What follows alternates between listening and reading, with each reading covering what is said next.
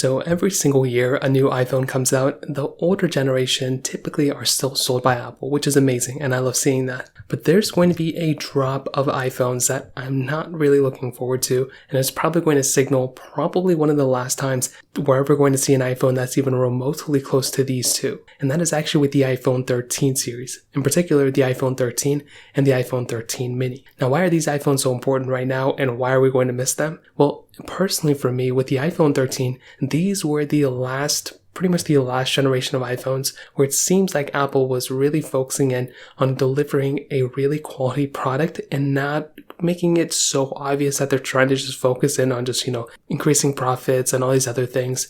With the iPhone 13 and 13 mini, specifically with the 13 mini, this is an iPhone that was pretty much probably going to be one of the last 699, brand new iPhones that we're going to be able to pick up. I don't think we're ever going to be able to buy another brand new iPhone of this current generation that is $699. So it kind of signifies, one, the cheaper iPhone you can go and pick up. I think $799 is still kind of expensive, but $699 seems a little bit more in line with more competitive phones, kind of like the Galaxy S21 FE, as well as probably the Pixel 7 that's $599. So that is something that kind of stands out to me, that specific price tag. But the 13 mini, the iPhone 13, were also very quality phones. Those things had so much capability inside of them. And the one thing I loved the most about these phones is actually with the chipset. I mean, this thing has the same chipset as the iPhone 13 Pro for the most part, but also has the same chipset as the iPhone 14 and the iPhone 14 Plus. So when Apple goes ahead and turns around and they pretty much remove these phones, well, it's probably going to be one of those, situations where this is going to be the last time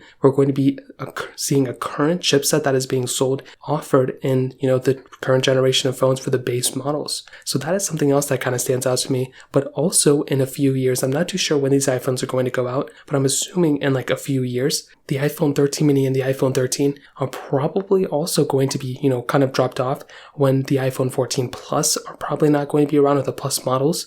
So what does that look like? In like 3 or 4 years or even 2 years, what does the iPhone lineup look like? Do we have the iPhone SEs, 3 of them pretty much replacing kind of like the mid-tier iPhones? Is Apple only selling the current generation iPhones? What does that look like? Because if it doesn't look like how it looked like pretty much last year, where there was a range of different iPhones at every $100 increment, well then that's going to kind of rub me the wrong way, because I would have loved to have seen a cheaper iPhone available for people who maybe can't afford the, greatest generation, and that's going to kind of affect a lot of people there. But one thing is for sure, I'm definitely going to miss the iPhone 13 and 13 mini. These were pretty much the last phones that were at, kind of at the same level as their Pro models. Of course, there were some other changes here and there, but I'm definitely going to miss these iPhones for sure. If you have any other thoughts or questions, let me know in the comment section below. Hit the like button, that would mean so much, but definitely hit that subscribe button. More importantly than everything else, I love every single one of you guys. Hopefully I'll catch you guys in the next video. Peace out till then.